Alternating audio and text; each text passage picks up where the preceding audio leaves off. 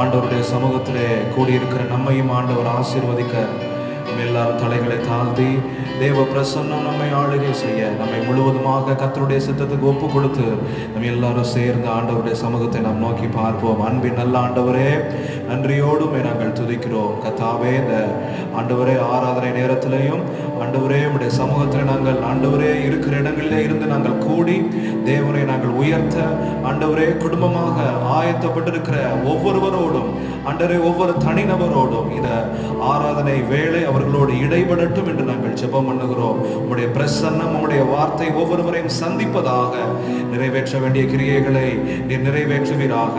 எல்லா துதி கன மகிமையும் உமக்கு நாங்கள் செலுத்துகிறோம். இயேசுவின் நாமத்தில் ஜெபம் கேளும் பிதாவே, ஆமென். நாம் ஒரு சில பாடல்களை பாடி ஆண்டவருடைய நாமத்தை மகிமைப்படுத்துவோம். கர்த்தர் இந்த 5வது மாதத்திலேயும் கடைசி நாளிலே கர்த்தர் நம்மை கிருபையாய் கொண்டு வந்திருக்கிறார். ஆண்டவருக்கு நாம் நன்றி செலுத்தி கிருபை மேலானதே கிருபை மேலானதேன்னு சொல்லி இந்த பாடலை பாடி ஆண்டவருடைய நாமத்தை நாம் உயர்த்துவோமாக.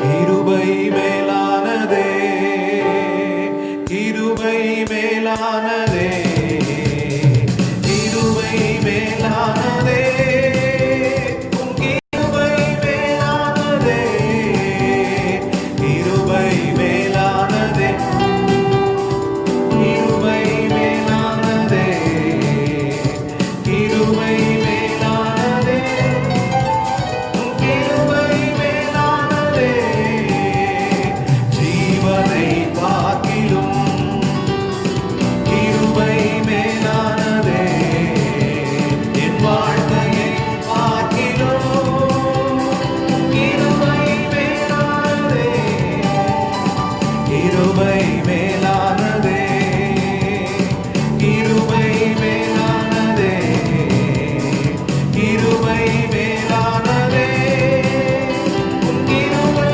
மேலானதே, போக்கிலும் வரத்திலும் பார்த்ததும் கிருபையே, கால்கள் இடராமல் என்னை பார்த்ததும் கிருபையே, போக்கிலும் வரத்திலும் பார்த்ததும் கிருபையே, கால்கள் இடராமல் என்னை காத்ததும் கிருபையே, கிருபை மேலானதே, கிருபை மேலானதே, கிருபை மேலானதே, கிருபை மேலானதே, கிருபை மேலானதே, இயேசுயா, கிருபை மேலானதே, கிருபை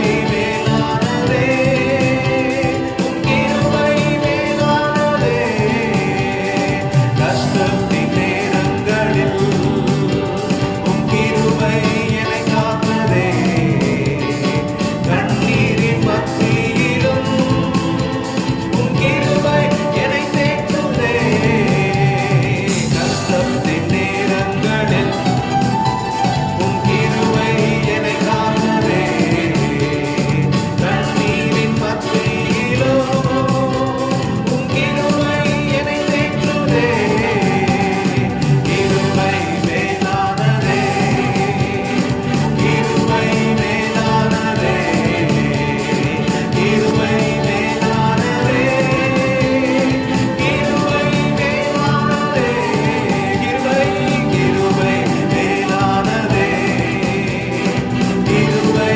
மேலானதே, கிருபை மேலானதே, கிருபை மேலானதே.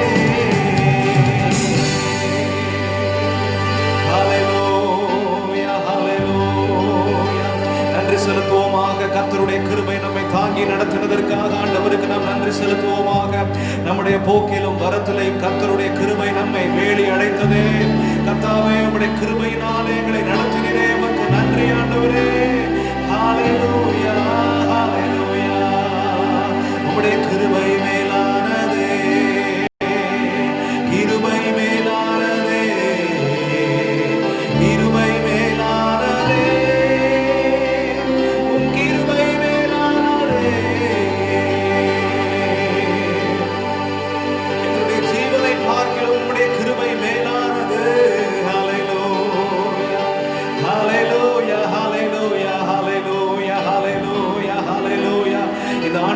நம்முடைய வாழ்க்கைகளிலே செய்திருக்கிற ஒரு ஆச்சரியமான காரியம். இவருடைய பெரிய கிருபையினாலே அவர் நம்மை பெயர் சொல்லி அழைத்திருக்கிறார். யாக்கோபு என்னும் சிறு பூச்சியே, சிறு கூட்டமே, நீ ஒன்றுக்கும் பயப்படாதே. நம்மை அழைத்த தேவன் நமக்கு முன்பதாக செல்லுகிறபடியினாலே நீ எதற்கும் கலங்கி விடாதே என்கிற பாடலை நாம் யாவருமாய் சேர்ந்து பாடுவோமாக. யாக்கோபு என்னும் சிறு பூச்சியே, நீ ஒன்றுக்கும் கலங்கி விடாதே. இஸ்ரவேலின் சிறு கூட்டமே, நீ எதற்கும் பயந்து விடாதே. யாக்கோபு என்னும் சிறு பூச்சியே, நீ ஒன்றுக்கும் கலங்கி விடாதே.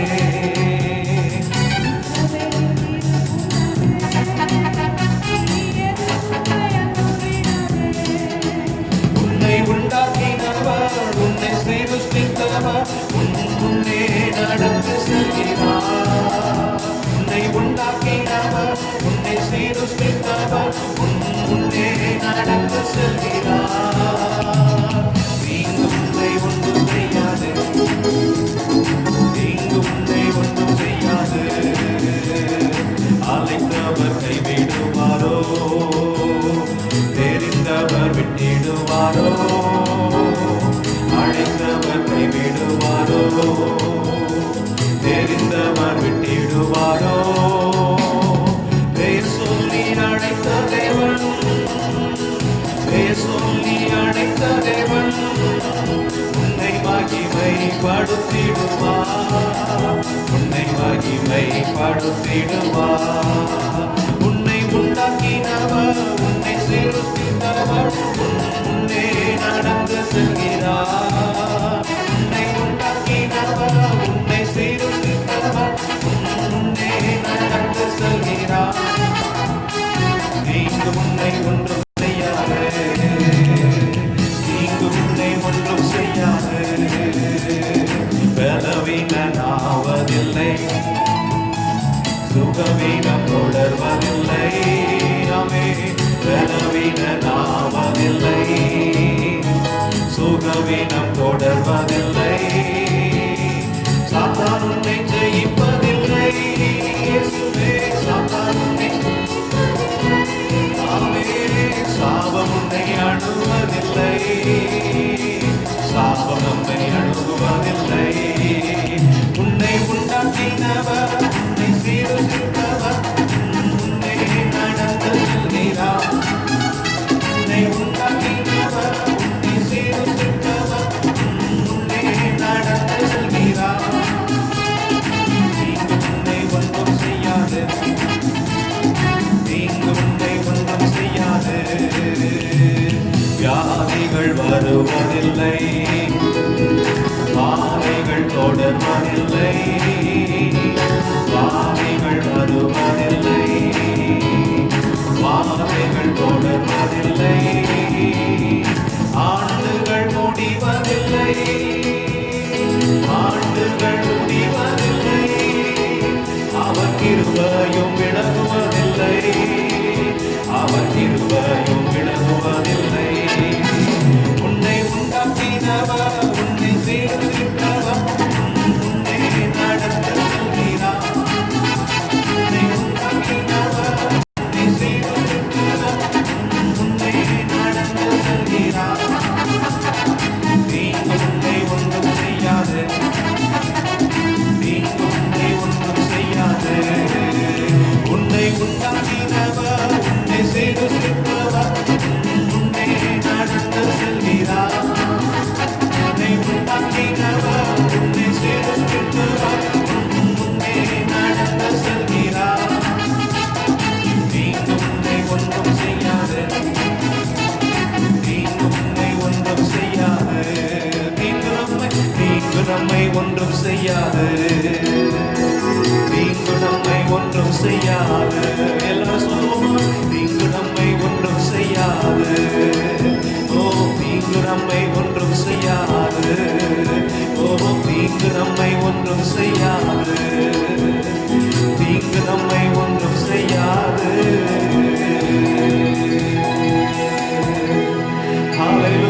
ஹல்லேலூயா, ஹல்லேலூயா. நீ சொன்ன வார்த்தைகளுக்காக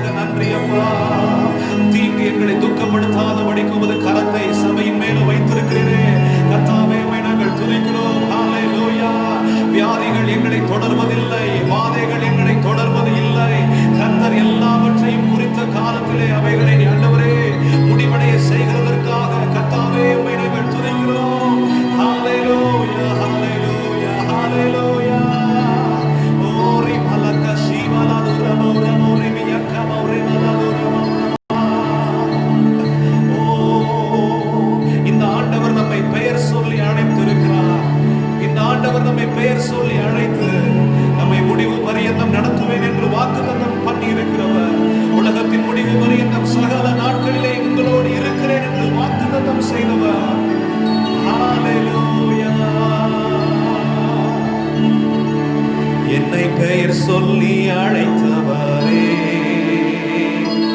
நன்றி நன்றி ஐயா. என்னை பெரியவனாக்கினீரே,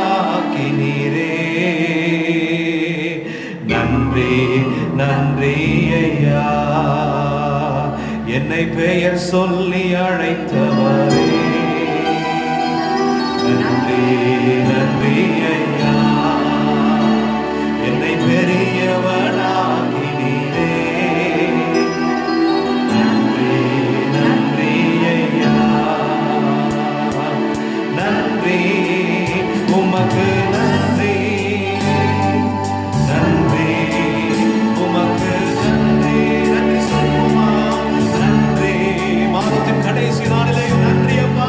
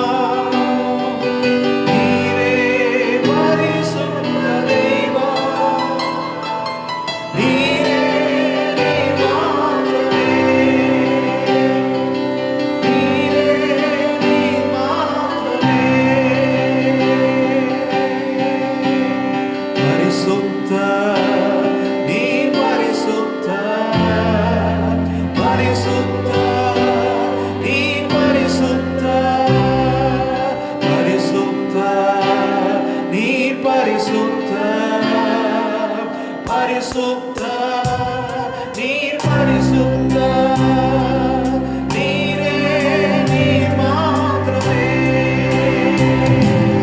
நீரே நீர் மாத்திரமே. ஒருவரும் சேர கூடாத ஒளியில் வாசம் செய்பவரே, ஒருவரும் சேர கூடாத ஒளியில் வாசம் செய்பவரே, நீரே பரிசுத்த தெய்வா, நீரே பரிசுத்த தெய்வா, நீரே நீர் மாத்திரமே, நீரே நீர் மாத்திரமே. பரிசுத்த, நீர் பரிசுத்த, பரிசுத்த, நீர் பரிசுத்த, பரிசுத்த, நீர் பரிசுத்த, பரிசுத்த, நீர் பரிசுத்த, நீரே நீர் மாத்திரமே, நீரே நீர் மாத்திரமே, நீரே நீர் மாத்திரமே, நீரே நீர் மாத்திரமே. ஒருவரும் சேர கூடாத ஒளியில் வாசம் செய்பவரே, ஒருவரும் சேர கூடாத ஒளியில் வாசம் செய்பவரே, நீரே பரிசுத்த தெய்வா, நீரே பரிசுத்த தெய்வா, நீரே நீர் மாத்திரமே,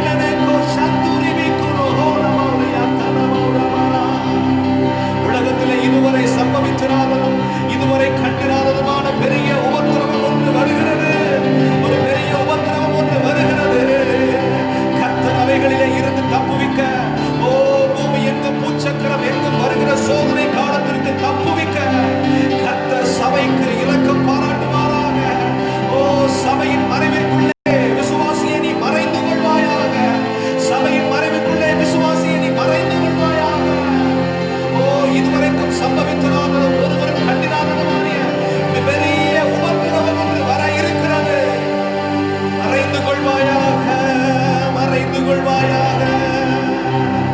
நீரே நீர் மாத்திரமே, நீரே நீர் மாத்திரமே.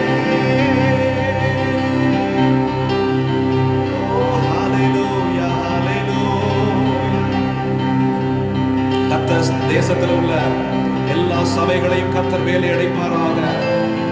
பாதாளத்தின் வாசல்கள் மேற்கொள்ளப்பட முடியாத சபைகளாக கர்த்தர் தேசத்தில் உள்ள சபைகளை, எந்த ஸ்தாபனமாக இருந்தாலும் எந்த ஊழியர்களாக இருந்தாலும் கர்த்தர் அவர்களை பாதுகாத்து பராமரிக்கும்படியாக நம்ம எல்லாரும் சேர்ந்து ஒருமனப்பட்டு நம்ம ஜெபம் பண்ணுவோம். ஹalleluya, ஹalleluya, ஹalleluya. கரம் உயர்த்தி ஆண்டவரே, உம்முடைய பலத்த கரம் எங்கள் தேசத்தின் நடுவே வெளிப்படுவதாக.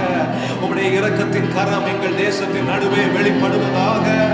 ஹalleluya. கர்த்தர் ஒவ்வொரு சபைகளையும், ஒவ்வொரு ஊழியரையும், ஆண்டவரே ஒவ்வொரு சுவிசேஷகரையும், மிஷனரிகளையும், எங்கள் தேசத்தில் இருக்கிற ஒவ்வொருவரையும் கர்த்தர் இந்த நாட்களிலே பாதுகாத்து பராமரிப்பீராக. ஆண்டவரே உமக்கு ஸ்தோத்திரம். எல்லா விசுவாசிகளுக்காக நாங்கள் ஜெபிக்கிறோம். கர்த்தர் அவர்களுக்கு ஆண்டவரே போதுமானவராய் இந்த காலங்களிலே தேவன் வெளிப்படுவீராக. உம்முடைய நாமத்திற்கே மகிமை வர பண்ண வேண்டும் என்று நாங்கள் ஜெபிக்கிறோம். கர்த்தர் மகிமைப்படுவீராக. எங்க தேசத்திலே ஆண்டவர் ஒரு பெரிய எழுப்புதலை கர்த்தரின் கட்டளையிட போகிறதற்காக கர்த்தாவே உம்மை நாங்கள் துதிக்கிறோம், உம்மை நாங்கள் துதிக்கிறோம். ஹalleluya. உம்முடைய நாமம் மகிமைப்படுகிறதற்காக நன்றி செலுத்துகிறோம், நன்றி செலுத்துகிறோம். திரளான ஜனக்கூட்டத்தை கர்த்தர் ரட்சிக்கிறதற்காக ஸ்தோத்திரம். கர்த்தரை ஸ்தோத்திரம் பண்ணி ஆண்டவரை மகிமைப்படுத்துவீர்களாக.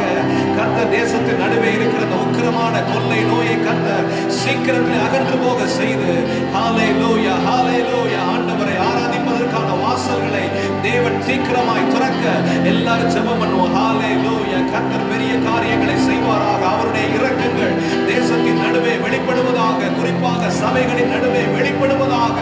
ஹalleluya, ஹalleluya. கர்த்தர் பெரிய காரியங்களை செய்வீராக. ஆண்டவரே, ஆண்டவரே இந்த நாட்களிலே ஆண்டவரே அரசாட்சி செய்கிற ஒவ்வொரு ஆண்டவரே தலைவர்களுக்காக, அரசாங்கத்திற்காக, ஆண்டவரே குறிப்பாக அந்த நோய் தடுப்பிலே ஆண்டவரே பணிபுரிகிற ஒவ்வொரு ஆண்டவரே மருத்துவர்களுக்காக, செவிலியர்களுக்காக, காவலர்களுக்காக, ஆண்டவரே ஒவ்வொரு ஆண்டவரே குடும்பங்களையும் கர்த்தர் பாதுகாப்பீராக.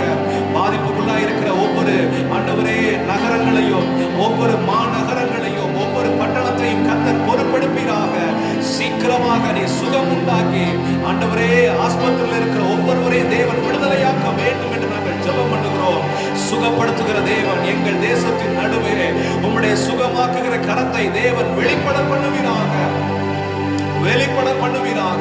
உம்முடைய நாமத்திற்கே மகிமை வர பண்ணும், உம்முடைய நாமத்திற்கே மகிமை வர பண்ணும். தேசங்களையும் நாங்கள் நினைக்கிறோம். கர்த்தர் தேசங்களையும் கர்த்தர் காப்பீராக. உம்முடைய நாமத்திற்கே மகிமை வர பண்ணும். தொடர்ந்து ஆண்டவரே கேட்க போகிற வசனத்திலேயும் உம்முடைய பிரசன்னம் இருக்க போகிறதற்காக நன்றி செலுத்துகிறோம். சகல துதிகன மகிமை உமக்கு செலுத்துகிறோம். இயேசுவின் நாமத்தில் ஜெபம் கேளும் பிதாவே. ஆமென், ஆமென்.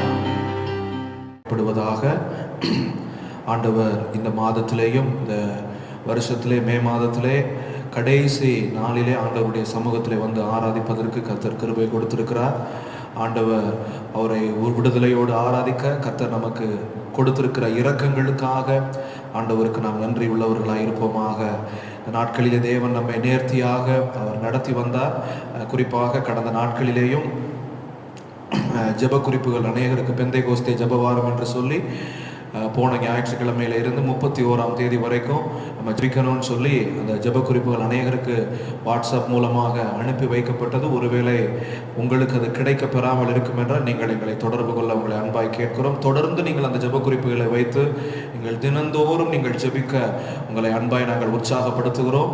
மறுபடியுமாக சபையாக நாம் கூடி வரும்போது அது பழைய ஆராதனையாக சபை இயல்பு நிலைக்கு திரும்புகிறது. அந்த வார்த்தை அது ஆராதனையிலே விசுவாச வாழ்க்கைகளிலே அது காணப்படக்கூடாது. இயல்பு நிலைக்கு கிறிஸ்தவ ஆராதனைகள் திரும்புகிறது என்ற நிலை காணப்படக்கூடாது. மறுபடியுமாக சபையாய் கூடி வரும்போது அது தேவனாலே சுத்திகரிக்கப்பட்டு, தேவனாலே புடமிடப்பட்டு, ஆண்டவருடைய பிரசன்னத்தை, ஆண்டவர் மேல உள்ள விசுவாசத்தை இந்த நாட்களிலே பெருக செய்த ஒரு சபையாக இந்த சபை காணப்பட வேண்டும். ஆகையினாலே மறுபடியுமாக வழக்கத்தின்படியே ஆராதிக்கிற அந்த சொல்லானது அது நம் நடுவே அது காணப்படலாகாது. ஆகையினாலே அதற்காக அதிகமாக ஜெபம் பண்ணுங்க. பெந்தைக்கோஸ்தே அனுபவம், பரிசுத்த ஆவியினாலே நிரப்பப்படுகிற அனுபவம் நிச்சயமான ஒரு மாற்றத்தை சபையின் நடுவே கொண்டு வரும். ஆகையினாலே இந்த அந்நிய பாஷையின் அடையாளத்தோடு பரிசுத்த ஆவியிலே நிரப்பப்படுகிற அந்த அனுபவத்தை பெற்றுக்கொள்ளாதவர்கள் பெற்றுக்கொள்ள உங்களை உற்சாகப்படுத்துகிறேன். உங்க குடும்பத்திலே பெற்றுக்கொண்டு எழுந்து போய் இருப்பீங்கன்னா இந்த நாட்களிலே நீங்கள் அதை அதிகமாக புதுப்பித்துக் கொள்ள, இந்த நாட்களை அதிகமாக பிரயோஜனப்படுத்த உங்களை அன்பாய் நான் கேட்கிறேன். ஆண்டவருடைய நாமம் மகிமைப்படுவதாக. இதிலும் பெரிதானவைகளை இந்த வருஷத்திலே நாம் காண ஆண்டவர் நமக்கு உதவி செய்வாராக. இந்த மாதத்திலேயும் அப்போஸ்தலருடைய நடவடிக்கைகள் 28வது அதிகாரத்திலே இருந்து ஆண்டவர் நமக்கு வார்த்தையை கொடுத்து அதை ஒவ்வொரு வாரமும் தியானிக்க ஆண்டவர் கிருபை தந்தார். அப்போஸ்தலருடைய நடவடிக்கைகள் 28வது அதிகாரம் 5வது வசனத்தை கடந்த 5 வாரங்களாக, கடந்த 4 வாரங்களாக தியானிக்க கர்த்தர் கிருபை தந்தார். இப்பொழுதும் அந்த வசனத்தை நாம் யாவருமாய் சேர்ந்து அந்த 5வது வசனத்தை வாசிப்போமாக. அப்போஸ்தலர் 28:5. அவன் அந்த பூச்சியை தீயிலே உதறி போட்டு ஒரு தீங்கும் அடையாதிருந்தான். ஒரு தீங்கும் அடையாதிருந்தான். கர்த்தர் இந்த வசனத்தை நம்முடைய வாழ்க்கையில இந்த மாதத்திலே மாத்திரமல்ல, அவர் கொடுக்கிற வார்த்தைகள் அது ஒரு மாதத்தோடு அதனுடைய வேலிடிட்டி முடிகிறது இல்லை, அதனுடைய காலம் முடிவடைகிறது இல்லை. அந்த வசனம், குறிப்பாக இந்த வசனம் கிறிஸ்துவின் வருகை பரியந்தம் சபையோடு ஒவ்வொரு விசுவாச குடும்பங்களோடு அது தங்கி தாவரிக்க வேண்டும். இந்த வசனம் அப்படியாக நிறைவேற வேண்டும். ஒரு தீங்கும் அடையாதிருந்தான், ஒரு சேதமும் அடையாதிருந்த சபையாக, ஒரு சேதமும் அடையாதிருந்த குடும்பமாக கர்த்தர் இந்த வசனத்தின்படியே நம்மை ஆண்டவர் பாதுகாப்பாராக. இந்த வசனத்திலே சொல்லப்பட்ட வார்த்தை இது ஏதோ மனிதருடைய வாயிலே இருந்து வருகிற வார்த்தையாக மாத்திரம் அல்ல, ஒருவருடைய அனுபவத்தின் எழுதப்பட்ட வார்த்தையாக மாத்திரம் அல்ல. இது குறிப்பாக ஒவ்வொரு வாழ்க்கையிலையும் இந்த வசனம் காட்சிப்படுத்தப்பட வேண்டும். இந்த வசனம் நிறைவேறுகிறதை புறஜாதிகள் பார்க்க வேண்டும், தேவனை அறியாதவர்கள் பார்க்க வேண்டும். இந்த வசனம் நிறைவேறுகிறதை வைத்து ஆண்டவர் எங்களோடு இருக்கிறார், அவருடைய பரிசுத்த பாதையிலே நாங்கள் ஓடுகிறோம் என்கிற நிச்சயம் நம்முடைய உள்ளத்திற்குள்ளே கடந்து வர வேண்டும். ஆண்டவருடைய நாமம் மகிமைப்படுவதாக. இந்த வசனத்திலே இருந்து ஆண்டவர் தொடர்ந்து இந்த நாளிலே நம்மோடு கூட பேசுவாராக. ஆண்டவருடைய நாமம் மகிமைப்படுவதாக. அவன் அந்த பூச்சியை தீயிலே உதறி போட்டு, அவன் பூச்சியை தீயிலே உதறி போட்டு ஒரு தீங்கும் அடையாதிருந்தான். பவுல் மெலிதா தீவிலே வைத்து விறகுகளை வாரி போடும்போது விரியன் பாம்பு ஒன்று பவுலை கடித்து விடுகிறது. விரியன் பாம்பு ஒன்று அவனை கடித்து அப்படியே விட்டு விடவில்லை.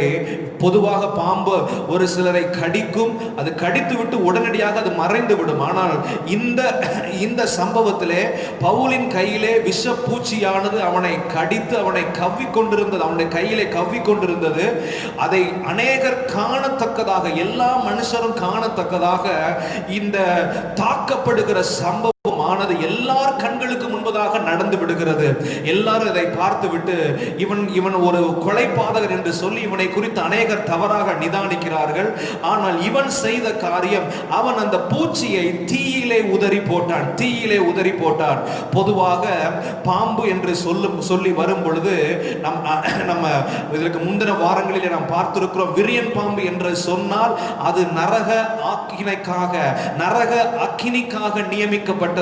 பாம்பு என்றால் அது நிச்சயமாக அது கொலை செய்யப்பட வேண்டும். பாம்பு என்று சொல்லும் போது ஏன் அதற்கு இப்படியாக வேதாகமம் ஒரு அடையாளம் கொடுக்கிறது என்றால், ஏவாளை தன்னுடைய தந்திரத்தினாலே பிசாசானவன் வஞ்சிக்கிறதற்கு இடம் கொடுத்தது இந்த பாம்பு.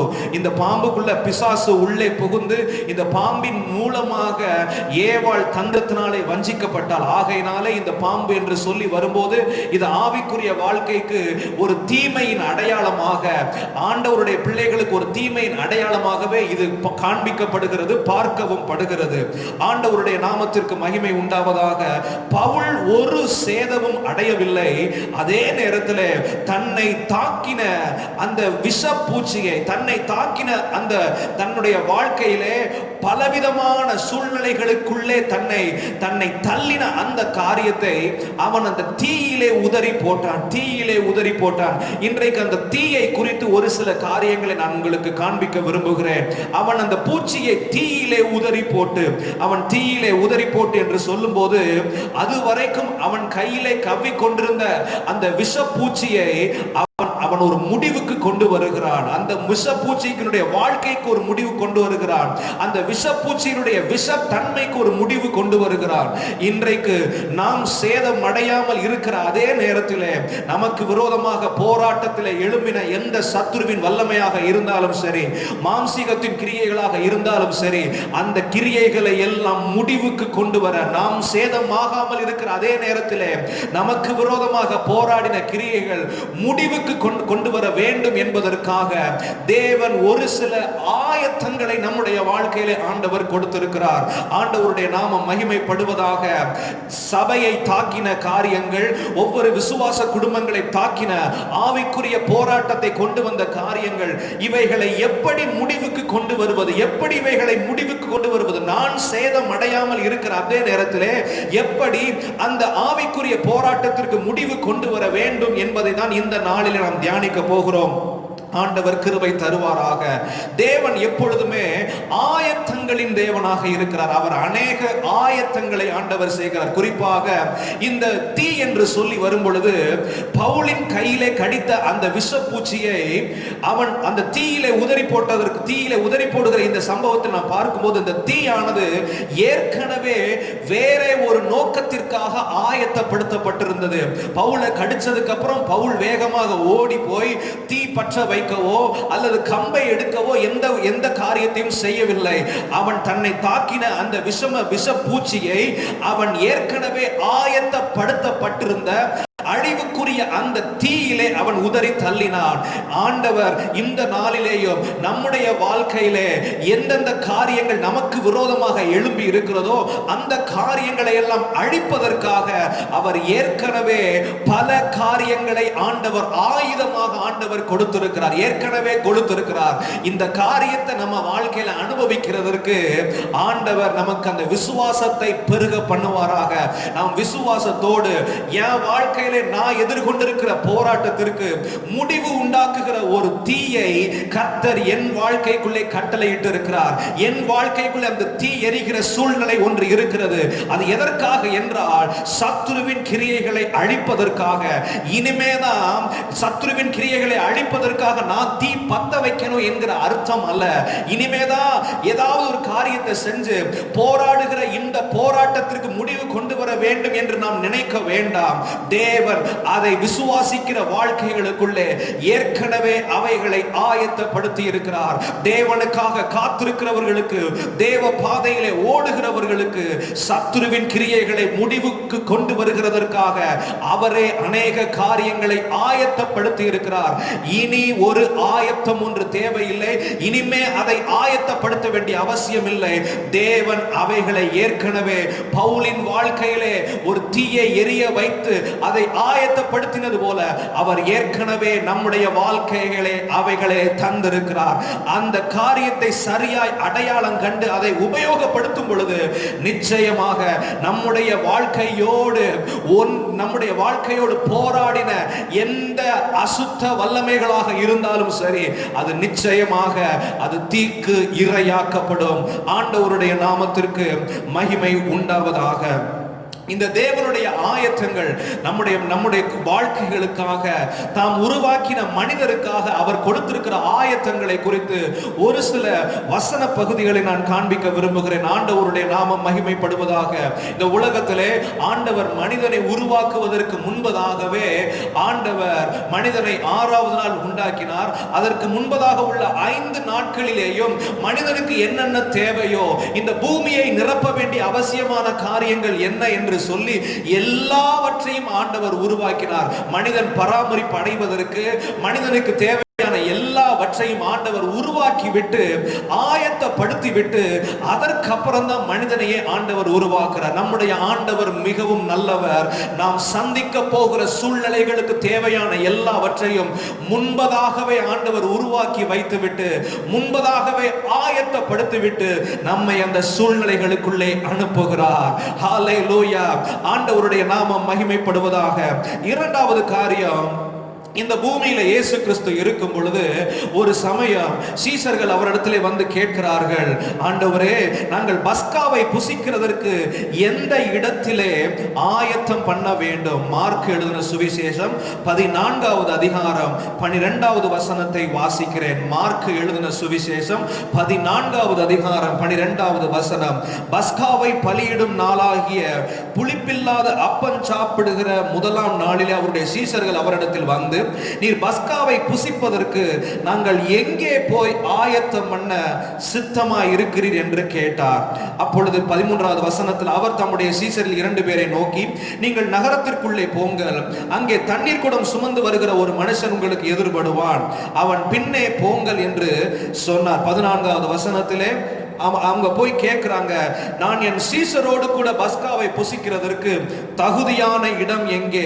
15வது வசனத்தில் அவர் சொல்லுகிறாரு, அவன் கம்பளம் முதலானவைகள் விரித்து ஆயத்தம் பண்ணப்பட்டிருக்கிற விஸ்தாரமான மேல் வீட்டறையை உங்களுக்கு காண்பிப்பான். கம்பளம் முதலானவைகள் விரித்து ஆயத்தம் பண்ணப்பட்டிருக்கிற இவர்கள் பஸ்காவை புசிப்பதற்காக எங்க ஆண்டவரே இடத்தை ஆயத்தம் பண்ணணும்னு சொல்லி கேட்கும் போது ஆண்டவர் சொல்றாரு, அதெல்லாம் நான் ஏற்கனவே ஆயத்தம் பண்ணி விட்டேன். நமக்காக ஒருவர் ஆயத்தம் பண்ணி இருக்கிறார். ஆண்டவர் அநேக நேரங்களிலே நம்முடைய வாழ்க்கையிலே நாம் என்ன செய்ய வேண்டும், தேவனோடு கூட எப்படிப்பட்ட ஐக்கியத்திலே வர வேண்டும் என்பதற்காக எல்லா காரியத்தையும் அவர் ஏற்கனவே ஆயத்தம் பண்ணி இருக்கிறார். பஸ்காவை புசிக்கிறதற்காக, பஸ்காவை ஆசரிக்கிறதற்காக தேவன் காரியங்களை ஆயத்தம் பண்ணி இருந்தார். அடுத்து ஒரு வசனத்தை உங்களுக்கு காண்பிக்கிறேன். ஆண்டவருடைய நாமம் மகிமைப்படுவதாக. நம்முடைய தலையை உயர்த்துகிறதிலே கவனம் உடையவராக ஆண்டவர் இருக்கிறார். சங்கீதம் 23வது சங்கீதம் 5 சங்கீதம் 23:5 நமக்கு தெரிந்த ஒரு வார்த்தை, என் சத்துருக்களுக்கு முன்பாக நீர் எனக்கு ஒரு பந்தியை ஆயத்தப்படுத்தி என் தலையை எண்ணெயினால் அபிஷேகம் பண்ணுகிறேன், என் பாத்திரம் நிரம்பி வழிகிறது. ஆண்டவர் நம்முடைய தலையை உயர்த்துவதற்கு, தலை உயர்ந்து விடட்டும் என்று ஏதோ ஒரு வார்த்தையை போல சொல்லாமல், ஒரு தம்மை தேடுகிற, தம்முடைய கைக்குள்ளாக தம்முடைய சத்தத்தை கேட்கிற நல்ல ஒரு ஆட்டிற்கு ஆண்டவர் என்ன செய்கிறார் என்றால், அவர்களுடைய தலையை உயர்த்துவதற்கு தேவன் ஒரு பந்தியை ஆயத்தப்படுத்துகிறார். அவர் நல்ல மேய்ப்பராக இருக்கிறார். அவர் நல்ல மேய்ப்பராக இருந்து நம்மை அவர் நடத்தி கொண்டு போகும் பொழுது அவர் நமக்காக ஒரு பந்தியை ஆயத்தப்படுத்துகிறார். எதற்காக ஆயத்தப்படுகிறார்? என்னுடைய தலையை உயர்த்துவதற்காக ஒரு பந்தியை ஆயத்தப்படுத்துகிறார். தேவன் நம்முடைய வாழ்க்கையில உயர்வு கொடுக்கும் போது அவர் ஏதோ ஒரு விதத்திலே இந்த வாழ்க்கை உயரட்டும் என்று சொல்லி ஆசீர்வாதங்களை அவர் சொல்லிவிட்டு போகிறவர் அல்ல. அந்த ஆசீர்வாதங்களை நிறைவேற்றுகிறதற்காக அவரே ஆயத்தங்களையும் செய்கிறதற்கு உண்மை உள்ளவராக இருக்கிறார். ஆண்டவருடைய நாமத்திற்கு மகிமை உண்டாவதாக. இன்னும் ஒரு காரியத்தை காண்பிக்கிறேன். அவர் ஆசீர்வதிக்கிறதிலே, அவர் நம்முடைய தலையை உயர்த்துகிறதிலே அவர் ஆயத்தங்களை செய்கிறவராக இருக்கிறார். பஸ்காவை ஆசரிக்கிறதிலே ஆயத்தங்களை செய்கிறவராக இருக்கிறார். யோனா தீர்க்கதரிசியின் புஸ்தகம் 1வது அதிகாரம் 17வது வசனம், ஒரு மனிதனை ஒழுங்குபடுத்துவதற்கு ஆயத்தங்களை ஆண்டவர் செய்கிறார். ஒரு மனிதன் தவறி போன வாழ்க்கை மறுபடியும் திருப்பி ஆண்டவருடைய சமூகத்தில் வருவதற்கு, ஒரு வாழ்க்கையை டிசிப்ளின் பண்றதற்கு, ஒரு வாழ்க்கையை தண்டிக்கிறதற்கு ஆண்டவர் ஏதோ தண்டித்து விட்டு போகிறவர் அல்ல, அவர் ஆயத்தப்படுத்தி அவர்களை தண்டிக்கிறார். ஆண்டவருடைய நாமம் மகிமைப்படுவதாக. யோனா தீர்க்கதரிசியின் புஸ்தகம் 1வது அதிகாரம் 17வது வசனம், யோனாவை விழுங்கும்படி ஒரு பெரிய மீனை கர்த்தர் ஆயத்தப்படுத்தி இருந்தார். அந்த மீன் வயிற்றிலே யோனா ராப்பகல் 3 நாள் இருந்தார். இந்த யோனாவை குறித்து நமக்கு நன்கு தெரியும். ஆண்டவர் நினிவேக்கு போக சொல்ல இவன் தரிசிசுக்கு அவர் போகிறார். கர்த்தருடைய அழைப்பை உதாசீனப்படுத்தி, கர்த்தருடைய வேலையை, கர்த்தருடைய வேலையின் மேல இருக்கிற அந்த பொறுப்பை உதாசீனப்படுத்தி, இவர் தனக்கு விருப்பமான இடத்திற்கு போகிறதற்காக அவர் அவர் பயணச்சீட்டு வாங்கி கப்பல் பிரயாணத்தை ஆரம்பித்து விட்டார். கர்த்தர் பொறுமையாக பார்த்து கொண்டே இருக்கிறார், பொறுமையாக பார்த்து கொண்டே இருக்கிறார். பிரயாணம் கைகூடி வருகிறது. பிரயாணத்தில் இவர் போய்கொண்டே இருக்கிறார். ஆண்டவர் அமைதியா இருந்துகிட்டே இருக்கிறாரு. அவர் பயண சீட்டு வாங்கும் போது ஆண்டவர் தடுக்கவில்லை. அவர் கப்பலுக்குள்ளே ஏறும் போது ஆண்டவர் தடுக்கவில்லை. இந்த யோனாவினுடைய நினைவுகள் எல்லாவற்றையும் ஆண்டவர் அறிந்திருந்தாலும் ஆண்டவர் பேசாம இருக்கிறார். ஏன் பேசாம இருக்கிறார் அப்படின்னா, அவர் ஏற்கனவே இவனை சரிப்படுத்துவதற்கு, இந்த யோனாவை ஒழுங்கிற்குள்ளே கொண்டு வருவதற்கு ஒரு பெரிய மீனை ஆண்டவர் ஆயத்தப்படுத்தி இருந்தார். எந்த மனுஷனும் செய்ய முடியாது. ஒரு மனுஷனை தண்டிப்பதற்கு, ஒரு மனுஷனை கண்டித்து ஒழுங்குபடுத்துவதற்கு ஆண்டவர் அவர் செய்கின்ற காரியம் ஆயத்தப்படுத்தி அவனை தண்டித்து கண்டித்து ஆண்டவர் ஒழுங்குபடுத்துகிறார். ஆண்டவர் எவ்வளவு பெரிய ஆண்டவர்! நம்முடைய வாழ்க்கையிலே நம் தலைகளை உயர்த்துகிறதாக இருந்தாலும் சரி, நாம் அவரோடு கூட ஐக்கியப்படுகிறதாக இருந்தாலும் சரி, ஆண்டவருடைய சமூகத்திலே உட்கார்ந்து ஜெபிக்கிறதாக இருந்தாலும் சரி, தேவன் அவைகளுக்கென்று ஒரு ஆயத்தத்தை ஆண்டவர் வைத்திருக்கிறார். அந்த ஆயத்தத்தை ஆண்டவர் முன்பதாகவே அவர் செய்துவிட்டு அந்த சூழ்நிலைகளுக்குள்ளே கர்த்தர் நம்மை அனுப்புகிறார். அவர் தண்டிக்கிறதாக இருந்தாலும் சரி, இந்த வசனங்களை பார்க்கும்போது ஆச்சரியமாக இருந்தது. இன்னும் பல்வேறு ஆயத்தங்களை ஆண்டவர் செய்கிறார். ஆனால் இந்த வசனங்களிலே ஆண்டவர் தன்னுடைய ஜனத்திற்காக அவர் செய்கின்ற ஆயத்தங்கள் அது உண்மையிலேயே ஆச்சரியமானது. அவர் ஆயத்தங்களை செய்து விட்டு அந்த சூழ்நிலைகளுக்குள்ளே தம்முடைய பிள்ளைகளை அனுமதிக்கிறார். அந்த காரியங்களின் வழியாக கடந்து போகும்போது தேவன் ஆயத்தம் பண்ணின நன்மைகளின் வழியாக கடந்து போகிறதற்கு கர்த்தர் கிருபை தருகிறார். ஆண்டவருடைய நாமத்திற்கு மகிமை உண்டாவதாக. அவர் எல்லாவற்றையும் நமக்காக ஆயத்தப்படுத்தினது உண்மை. ஆனால் ஒரு காரியத்தை மாத்திரம் அவர் இப்பொழுது ஆயத்தம் பண்ணி கொண்டிருக்கிறார். எல்லாவற்றையும் ஏற்கனவே செய்து முடித்தவர் இப்பொழுது ஒரே ஒரு காரியத்தை மாத்திரம் இப்பையும் ஆண்டவர் ஆயத்தம் பண்ணி கொண்டிருக்கிறார். யோவான் எழுதின சுவிசேஷம் 14வது அதிகாரம் 2வது வசனத்திலே, யோவான் 14வது அதிகாரம் 2வது 3வது வசனங்களிலே, என் பிதாவின் வீட்டில் அநேக வாசஸ்தலங்கள் உண்டு, அப்படி இல்லாதிருந்தால் நான் உங்களுக்கு சொல்லி இருப்பேன். ஒரு ஸ்தலத்தை உங்களுக்காக ஆயத்தம் பண்ண போகிறேன். நான் போய் உங்களுக்காக ஸ்தலத்தை ஆயத்தம் பண்ணின பின்பு நான் இருக்கிற இடத்திலே நீங்களும் இருக்கும்படிக்கு நான் மறுபடியும் வந்து உங்களை என்னிடத்தில் சேர்த்து கொள்ளுவேன். எல்லாவற்றையும் ஆயத்தப்படுத்தி சூழ்நிலைகளுக்குள்ளே அனுப்புகிற அந்த ஆண்டவர் இன்னும் ஆண்டவர் நமக்காக ஒரு காரியத்தை ஆயத்தம் பண்ணுகிறார். ஒரு ஸ்தலத்தை ஆயத்தம் பண்ணி கொண்டிருக்கிறார். ஆண்டவருடைய நாமத்திற்கு மகிமை உண்டாவதாக. இதை நாம் அனுபவிக்கிறதற்கு விசுவாசம் தேவை. அவர் எனக்காக ஒரு ஸ்தலத்தை ஆயத்தம் பண்ணி கொண்டிருக்கிறார். எங்கள் குடும்பத்திற்காக ஒரு ஸ்தலத்தை ஆயத்தம் பண்ணி கொண்டிருக்கிறார். அவருடைய சீஷராக அவரை பின்பற்றி வாழுகிற எனக்கு ஆண்டவர் ஒரு ஆயத்தத்தை ஆண்டவர் கொடுக்கிறார். அவர் எனக்காக ஒரு ஸ்தலத்தை ஆயத்தம் பண்ணி கொண்டிருக்கிறார். அவர் சொல்றாரு, நான் ஆயத்தம் பண்ணின பின்பு சீக்கிரமாக நான் வந்து நீங்கள் என்னோட இருக்கும்படி நான் உங்களை சேர்த்து கொள்ளுவேன். ஆண்டவர் ஆயத்தம் பண்ணுகிறார், ஆயத்தம் பண்ணி கொண்டே இருக்கிறார். அவர் ஆயத்தம் பண்ணி முடித்த பொழுது அவர் வந்து நம்மை அவரிடத்தில் இருக்கிற வண்ணமாக ஆண்டவர் சேர்த்து கொள்ளுகிறார். ஆயத்தம் இல்லாமல் தேவன் நம்முடைய வாழ்க்கையில எந்த காரியமும் செய்வதில்லை. ஏதோ காரியங்களை நடப்பிக்க வேண்டுமே என்கிற நோக்கத்தில் ஆண்டவர் செயல்படுகிறவர் அல்ல.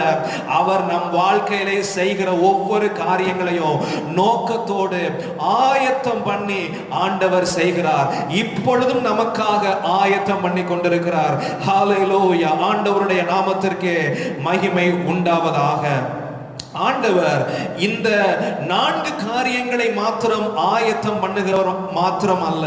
இந்த 4 காரியங்களை மாத்திரம் ஆண்டவர் செஞ்சுட்டு ஆண்டவர் ஒதுங்கி கொள்ளாம அவர் இன்னும் ஒரு விசேஷித்த காரியத்தை ஆண்டவர் நமக்கு செய்கிறார். குறிப்பாக இந்த மாதத்திலே ஒரு தீங்கும் அடையாதிருந்தான் என்ற வார்த்தையை ஆண்டவர் கொடுத்திருந்தாரே, ஆண்டவர் இந்த மாதத்திலே அவர் எதற்கு நம்மை ஆயத்தப்படுத்துகிறார், எந்த காரியத்திலே நம்மை ஆண்டவர் அனுமதி அனுமதிக்கிறார் என்றால் ஆண்டவர் நம்மை தீண்டுகிற அல்லது நம்மளோடு போராடுகிற சத்துருவின் கிரியைகளை அழிப்பதற்கு தேவன் ஒரு ஆயத்தத்தை ஏற்கனவே கட்டளையிட்டிருக்கிறார். தேவன் அதற்கான காரியங்களை நம்முடைய வாழ்க்கைக்குள்ளேயே ஆண்டவர் கொடுத்திருக்கிறார். நம்முடைய வாழ்க்கையிலே நம்மோடு போராடுகிற ஆவிக்குரிய போராட்டங்கள், நம் சரீரத்தில் வியாதியின் ரூபத்திலே போராடுகிற கிரியைகள், இவைகளை எல்லாம் மேற்கொள்வதற்கு தேவன் ஏற்கனவே நம்முடைய வாழ்க்கையிலே ஒரு ஆயத்தத்தை ஆண்டவர் கொடுத்திருக்கிறார். இந்த காரியத்தை நீங்கள் பார்ப்பதற்கு உங்களுக்கு விசுவாசம் தேவை. ஆண்டவரே, நீர் என் வாழ்க்கையிலே போராடுகிற எதிர்மறையின் கிரியைகள் எல்லாவற்றையும் மேற்கொள்வதற்கு ஆண்டவரே ஒரு ஆயத்தத்தை ஏற்கனவே கொடுத்திருக்கிறீர். பவுலின் வாழ்க்கையில் ஆண்டவர் செய்த காரியம் அதேதான். பவுலுக்கு நிச்சயமாக தெரியாது ஒரு விரியன் பாம்பு ஒன்று வரப்போகிறது, அது நம்மை கடிக்க போகிறது என்று சொல்லி ஆண்டவர் சொல்லவில்லை. ஆனால் அதற்கு முன்பதாகவே ஒரு தீயை ஆண்டவர் எரிய வைத்து அந்த தீ எரிந்து கொண்டிருக்கிறது.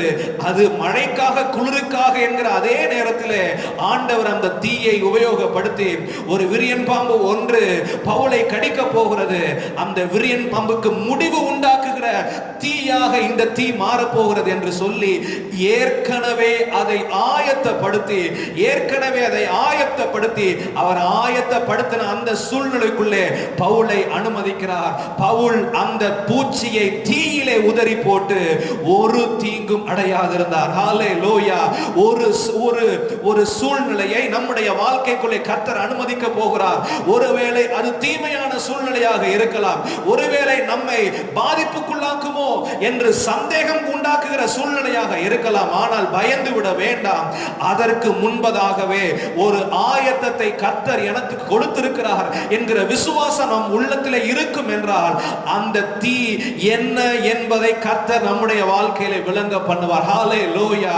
ஒரு தீமையான சூழ்நிலை தேவ பிள்ளையின் வாழ்க்கையிலே அனுமதிக்கப்பட்டு அது வருகிறது என்றால் அதற்கு முன்பதாகவே கர்த்தர் அந்த தீமையை மேற்கொள்வதற்கு, அந்த தீங்கு உண்டாக்குகிற விஷ பூச்சியை முடிவுக்கு கொண்டு வருகிறதற்கு ஒரு ஆயத்தத்தை தேவன் நம் வாழ்க்கைக்குள்ளேயே எங்கேயோ வைத்திருக்கிறார். ஒருவேளை நாம் அதை பார்க்காமல் அனுபவிக்காமல் இருப்போம் என்றால், ஆண்டவரே எனக்கு அந்த விசுவாசத்தை தாரும். ஆண்டவரே, என் வாழ்க்கைக்குள்ளே போராடுகிற எதிர் வல்லமையின் கிரியைகளை முடிவுக்கு கொண்டு வருகிறதற்கு எனக்குள்ளே ஒரு ஆயத்தத்தை கொடுத்திருக்கிறீர், என் சூழ்நிலைக்குள்ளே ஒரு ஆயத்தத்தை கொடுத்திருக்கிறீர் என்ற விசுவாசம் நமக்கு இருக்கும் என்றால் ஆயத்தம் பண்ணினவைகளை பார்ப்பதற்கு நம்முடைய கண்களை ஆண்டவர் திறப்பார்.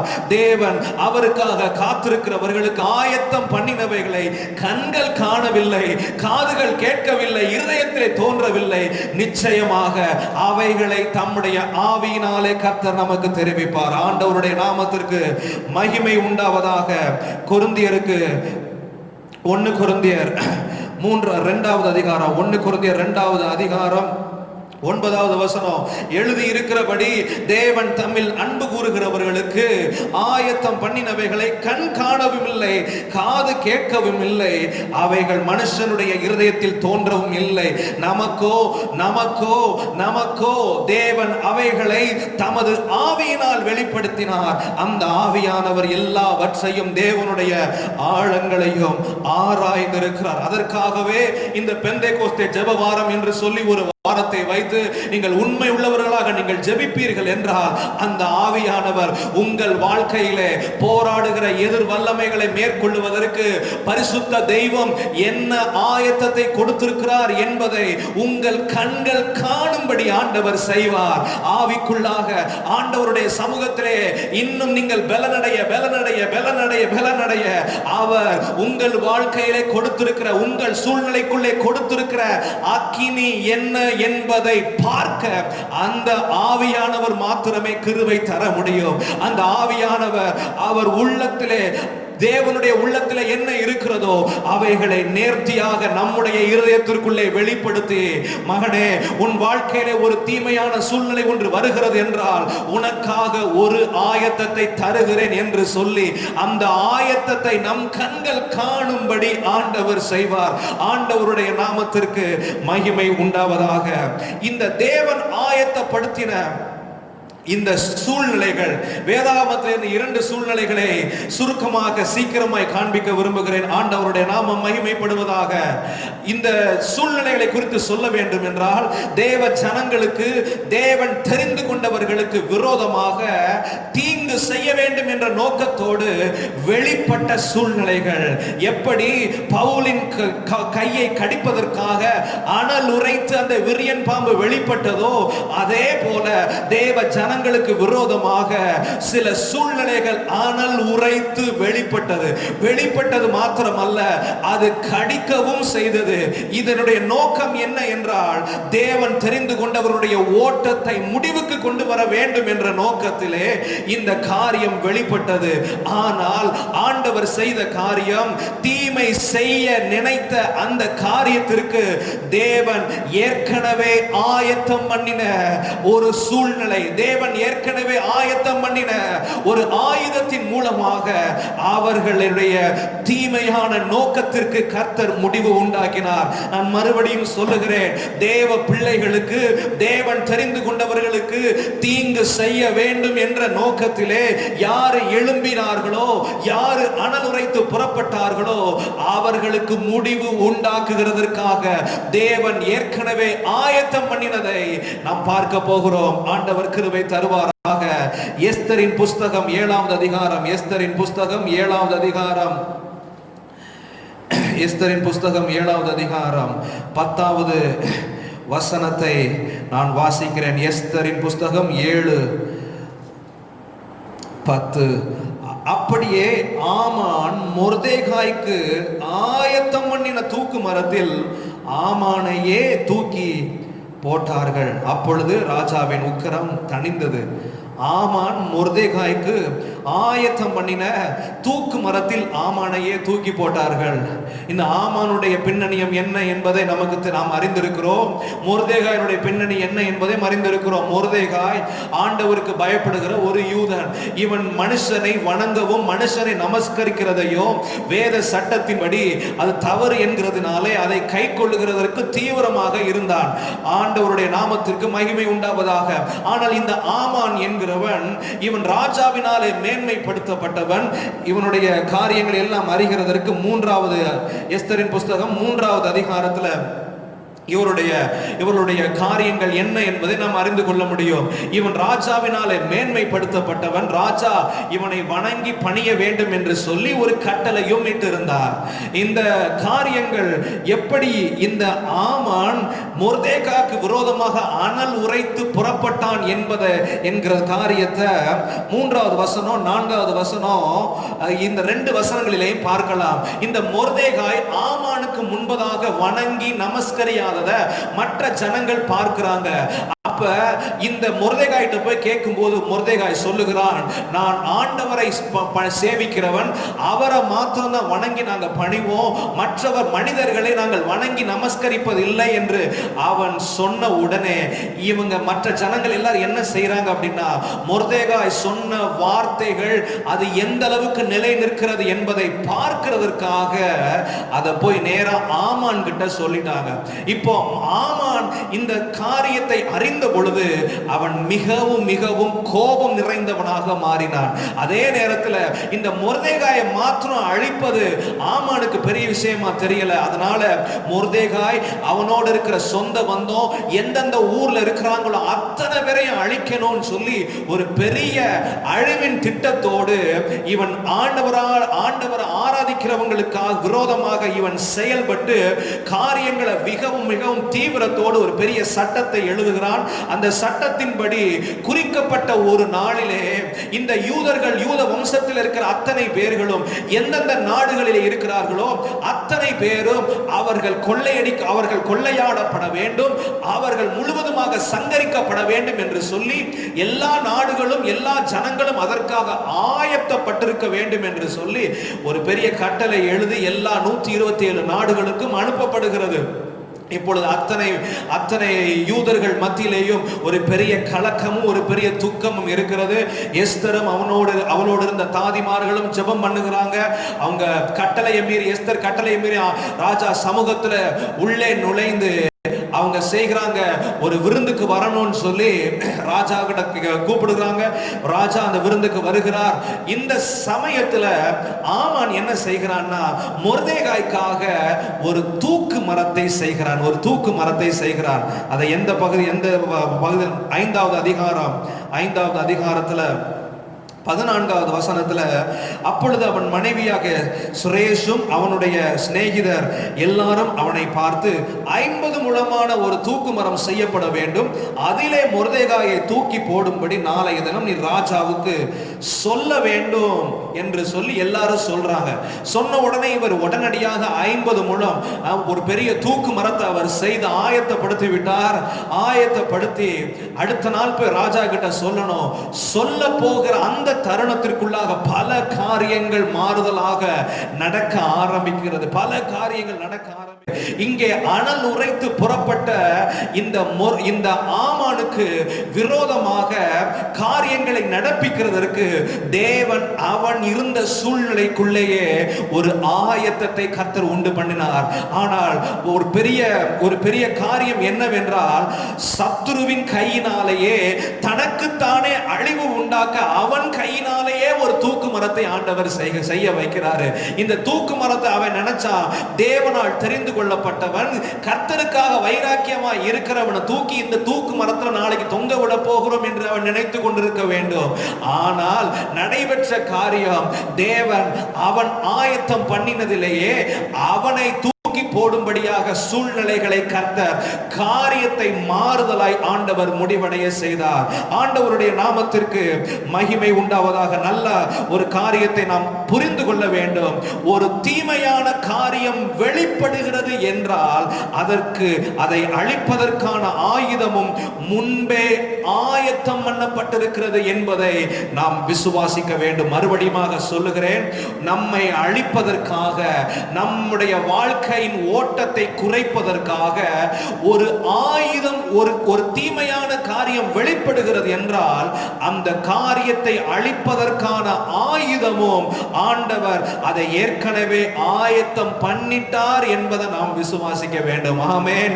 ஆண்டவருடைய நாமம் மகிமைப்படுவதாக. என் வாழ்க்கைக்கு விரோதமாக, ஒவ்வொரு குடும்பத்தாருடைய வாழ்க்கைக்கு விரோதமாக ஒரு தீமையான காரியம் ஒன்று உருவாகி வெளிப்படுகிறது. ஆனால் உரைத்து வெளிப்படுதுங்க. திடீர்னு வெளியே வருதுங்க.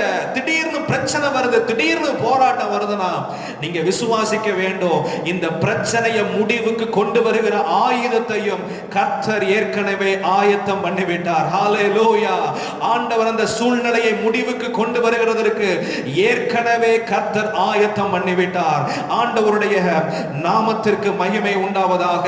விசுவாசிக்கிற உங்கள் வாழ்க்கையின் மூலமாக தேவன் நிச்சயமாகவே ஒரு சேதமும் நாமும் அடையாதிருப்போம். அதே நேரத்தில் வாழ்க்கைக்கு விரோதமாக போராடின கிரியைகள் எல்லாம் அழிக்கப்படுவதையும் உங்கள் கண்கள் காணும்படி ஆண்டவர் செய்வார். கர்த்தருடைய நாமம் மகிமைப்படுவதாக. இரண்டாவது காரியம், 2 சாமுவேல் 18வது அதிகாரம். 2 சாமுவேல் 18வது அதிகாரம். 2 சாமுவேல் 18வது அதிகாரம். இந்த சம்பவம் தன்னுடைய தகப்பனுக்கு விரோதமாக எழும்பின மகனை குறித்து சொல்லப்படுகிற சம்பவம். தாவீதுக்கு விரோதமாக அப்சலோம் என்கிற மகன் தாவீதுக்கு விரோதமாக எழும்பி அரியணையை பிடிக்க வேண்டும் என்கிறதற்காக அவன் ஒரு பெரிய போராட்டத்தை தகப்பனுக்கு விரோதமாக அவன் செய்கிறான். பயங்கர தந்திரத்திலே தகப்பனுக்கு விரோதமாக தகப்பனுடைய எல்லா ஜனத்தையும் தன் பக்கமாக திருப்பி தனக்கென்று ஒரு கூட்டத்தை உண்டு பண்ணி அந்த கூட்டத்தை வைத்து தகப்பனையே எதிர்க்கிறதற்கு ஒரு பெரிய திட்டம் தீட்டி, அந்த திட்டத்தினுடைய உச்சபட்சம் தகப்பனையும் அவனுடைய சேர்ந்திருக்கிற எல்லா ஜனத்தையும் அழிப்பதற்காக ஒரு யுத்தத்தை ஒண்ணு ஆரம்பிக்கிறான். 2 சாமுவேல் 18வது அதிகாரத்துல ஒரு யுத்தத்தை ஒண்ணு ஆரம்பிக்கிறான். அந்த யுத்தத்துக்கு புறப்படும் போது எல்லாருக்கும் ஒரே நோக்கம், தாவீதையும் அவனோடு இருக்கிற மொத்த ஜனத்தையும் அழிக்க வேண்டும். தாவீதையும், குறிப்பாக தாவீதை எல்லாம் அழித்து போட்டுவிட்டு ஆளுகைய தன் பக்கமாக திருப்ப வேண்டும் என்று சொல்லி அப்சலோமும் அவனை சேர்ந்த கூட்டத்தார் அனைவரும் வேகமாக யுத்த களத்திலே அவங்க சென்று கொண்டிருக்கிறாங்க. அப்ப அந்த சமயத்துல ஆண்டவருடைய நாமத்திற்கு மகிமை உண்டாவதாக. அந்த சமயத்தில் நடந்த காரியம், ஒரு தீமை தாவீதுக்கு விரோதமாக எழும்பின பொழுது தேவன் செய்த காரியம், ஏற்கனவே இருக்கிற சூழ்நிலை, ஏற்கனவே இருக்கிற ஆயுதத்தை பயன்படுத்தி, ஏற்கனவே இருக்கிற சூழ்நிலைகளை பயன்படுத்தி ஆண்டவருக்கு விரோதமாக எழும்பின, தேவனால் தெரிந்து கொள்ளப்பட்டவர்களுக்கு விரோதமாக எழும்பின ஜனத்திற்கு ஆண்டவர் எப்படி அவர்களை அழிக்கிறார் என்பதை 8வது வசனத்திலே 9வது வசனத்திலே நாம் வாசிக்க முடியும். யுத்தம் அந்த தேசம் எங்கும் பறந்தது. அன்றைய தினம் பட்டயம் பட்சித்த ஜனங்களை பார்க்கிலும் காடு பட்சித்த ஜனம் அதிகம். காடு பட்சித்த ஜனம், இதுல ரொம்ப ரொம்ப நம்ம கவனத்தோடு நம்ம பார்க்க வேண்டியது, யுத்தம் என்று சொல்லி வரும்போது பட்டயங்கள் ஒருவருக்கு விரோதமாக ஒருவர் எழும்போம். அந்த பட்டயம் தான் அநேக காரியங்களை முடிவுக்கு கொண்டு வரும். ஆனா இந்த இடத்துல ஆண்டவர் பட்டயத்திற்கு கொடுக்கிற வேலையை பார்க்கிறோம். ஆண்டவரால் அபிஷேகம் பண்ணப்பட்ட நபருக்கு விரோதமாக அப்சலோம் எழும்பின பொழுது ஆண்டவர் ஏற்கனவே அவனுக்காக ஒரு ஆயுதத்தை, ஒரு சூழ்நிலையை கர்த்தர் ஏற்படுத்தி இருந்தார். அந்த சூழ்நிலைக்குள்ளே அப்சலோம் கடந்து போகிறான். அப்சலோம் கடந்து போகும் பொழுது அந்த அந்த அந்த காட்டு பகுதியில போகும்போது நிறைய மரங்கள் இருந்தது. எத்தனை மரங்கள்! அப்சலோம் இந்த திட்டத்தை வகுக்கிறதற்கு முன்பதாகவே தேவன் ஒரு பெரிய நோக்கத்தோடு பெரிய பெரிய மரங்கள் எல்லாவற்றையும் அந்த காடுகளிலே வளர்ந்திருக்கும்படி ஆண்டவர் செய்திருந்தார். அந்த காட்டு பகுதிக்கு அவங்க போகிறாங்க. இவங்க பட்டயம் தான் அந்த யுத்தத்தை முடிவுக்கு கொண்டு வரும் என்று நினைத்தார்கள். பட்டயம் ஒரு பெரிய ஜெயத்தை அப்சலோமுக்கோ அல்லது தாவீதுக்கோ கொண்டு வரும் என்று நினைத்தார்கள். ஆனால் ஆண்டவர் ஏற்கனவே அந்த சூழ்நிலையிலே தேவ ஜனங்களுக்கு விரோதமாக எழும்பினவர்களை முடிவுக்கு கொண்டு வருகிறதற்கு காட்டை ஆண்டவர் ஆயத்தம் பண்ணி வைத்திருந்தார். காட்டை ஆண்டவர் ஆயத்தம் பண்ணி, அந்த காடு இப்ப என்ன பண்ணுச்சு அப்படின்னா 9வது வசனத்துல, அப்சலோம் தாவீதின் சேவகருக்கு எதிர்பட்டான். அப்சலோம் கோவேறு கழுதையின் மேல் ஏறி வரும்போது அந்த கோவேறு கழுதை சன்னல் பின்னலான ஒரு பெரிய கர்வாலி மரத்தின் கீழ் வந்ததினால் அவனுடைய தலை கர்வாலி மரத்தின் மாட்டிக்கொண்டு அவன் வானத்துக்கும் பூமிக்கும் நடுவே தொங்கினான். அவன் ஏறி இருந்த கோவேறு கழுதை அப்பாலே போயிற்று. இப்ப இந்த கர்வாலி மரம் என்ன செய்து? இந்த கர்வாலி மரம், இது நான் நிச்சயமா விசுவாசிக்கிறேன், ஆண்டவர் இந்த கர்வாலி மரத்துல தான் அப்சலோமுடைய வாழ்க்கை முடிவுக்கு வரப்போகிறது என்பதை ஆண்டவர் நிச்சயம் அறிந்திருப்பார். இந்த அப்சலோம் வீட்டிலிருந்து புறப்படும் பொழுது ஆண்டவர் அந்த மரத்துக்கு மரத்தின் மேல வச்சிருந்த திட்டத்தை ஆண்டவர் அறிந்திருந்தார். அப்சலோம் அந்த வழியாகவே வருகிறார். அவன் தாவீதின் சேவகருக்கு எதிர்பட்டாலும் தாவீதின் சேவகர் அவனை தொட முடியாதபடி அதற்கு முன்பதாகவே கர்வாலி மரம் அவனுடைய வாழ்க்கையின் முடிவுக்கான காரியத்தை அது தொடங்க ஆரம்பித்து விட்டது. கோவேறு கழுதை போய்விட்டது. கர்வாலி மரத்தில் அப்சலோம் தொங்கிக் கொண்டிருக்கிறார். இப்போது யோவாபும் அவனை சேர்ந்த ஒரு சிலரும் வந்து அப்சலோமை சூழ்ந்து நின்று அவனை அடித்து கொலை செய்கிறார்கள். இதற்கு காரணம் என்ன என்றால், இதற்கு காரணம் என்ன? எப்படி அப்சலோமுடைய வாழ்க்கை முடிவுக்கு வந்தது அப்படின்னா, முதல்ல யுத்த வீரர்கள் அவனை போய் பிடிக்கல, மாறாக தேவன் ஆயத்தம் பண்ணின ஒரு காரியம் அப்சலோமின் ஓட்டத்தை முடிவுக்கு கொண்டு வந்தது. தேவன் அவனுக்காகவே ஒரு கர்வாலி மரத்தை ஆயத்தம் பண்ணினார். அப்சலோம் அந்த மரத்தின் கீழே வரும்போது அந்த சன்னல் பின்னலான அந்த மரம் முழுவதுமாக அப்சலோமை பிடித்து கொண்டது. அப்படியே அந்தரத்தில் தொங்குகிறார். அவன் வாழ்க்கை கொஞ்ச நேரத்தில் மற்ற மனிதர்களால் முடிவுக்கு கொண்டு வரப்படுகிறது. மறந்து போக வேண்டாம், தேவ ஜனத்திற்கு விரோதமாக ஒருவர் எழும்புவார் என்றார்.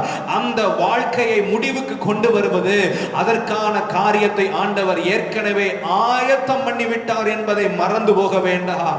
அந்த ஆயத்தம் பண்ணின காரியம் நிச்சயமாகவே தேவ ஜனத்துக்கு விரோதமாக எழும்புகிறவர்களை முடிவுக்கு கொண்டு வந்துதான் ஆகும். ஹல்லேலூயா! ஆண்டவருடைய நாமம் மகிமைப்படுவதாக. இதுக்கு ஏதோ புதிய திட்டங்கள் ஒன்றும் தேவையில்லை. இதற்கு ஏதோ புதிய ஆயுதங்கள் அல்லது புதிய நுணுக்கங்கள் இந்த பிரச்சனைக்கு புது விதமான இல்லைங்க. ஆண்டவர் நம் வாழ்க்கைக்கு எதிராக வெளிப்படுகிற அந்த தீமையான சூழ்நிலையை முடிவுக்கு கொண்டு வருகிறதற்கு அவர் ஏற்கனவே ஒரு காரியத்தை ஆயத்தம் பண்ணிவிட்டார். ஹல்லேலூயா! நீங்கள் ஆவியிலே நிரப்பப்பட்ட நபராக, விசுவாசியாக இருப்பீங்கன்னா நிச்சயமாக நிச்சயமாக நமக்கோ தேவன் அவைகளை தமது ஆவியினாலே வெளிப்படுத்துவார், நிச்சயமா வெளிப்படுத்துவார். பரிசுத்த ஆவி உங்களிலே வரும் பொழுது அவர் உங்களுக்காக ஆயத்தம் பண்ணி இருக்கிற தீ என்ன என்பதை கர்த்தர் வெளிப்படுத்துவார். உங்க வாழ்க்கையோடு போராடுகிற காரியம், உங்க வாழ்க்கையோடு போராடி கொண்டிருக்கிற காரியத்தை எந்த சூழ்நிலைக்குள்ளே உதறி போட வேண்டும் என்பதையும் கர்த்தர் வெளிப்படுத்துவார். ஆண்டவருடைய நாமத்திற்கே மகிமை உண்டாவதாக. இந்த இடத்துல ஒரு சம்பவம், ஒரு காரியத்தை நான் உங்களுக்கு அதிகமாக வலியுறுத்த விரும்புகிறேன். ஆண்டவருடைய நாமம் மகிமைப்படுவதாக. அப்போஸ்தலர் 28வது அதிகாரம், அப்போஸ்தலர் 28வது அதிகாரத்துல பொதுவாக விரியன் பாம்பு, நான் துவக்கத்திலே சொன்னது போல விரியன் பாம்பு ஒரு மனுஷனை கடித்து விட்டு அது அவன் பக்கத்துல இருந்து அது விலகி போயிடும். ஆனா விரியன் பாம்பு பவுலை கடித்து கொண்ட பொழுது 3வது வசனத்துல பாத்தீங்கன்னா, ஒரு விரியன் பாம்பு அனல் உரைத்து புறப்பட்டு அவன் கையை கவ்விக்கொண்டது. கவ்விக்கொண்டது அப்படின்னா அவன் சரீரத்தை விட்டு விலகி போக அதற்கு விருப்பம் இல்லாதது போல, அவன் சரீரத்தை விட்டு விலகி போகிறதுல கடிச்சிட்டு வேகமா ஓடிடணுங்கிற எண்ணம் அதுக்கு இல்ல. அவன் சரீரத்தோடு அது தொடர்பு எப்பயுமே வச்சுக்கணும். அந்த சரீரத்தோடு எப்பொழுதும் அது ஒரு உறுப்பை போல அது அட்டாச்டா மாறிடணும்னு சொல்லி அது முயற்சி செய்திருக்க வேண்டும்.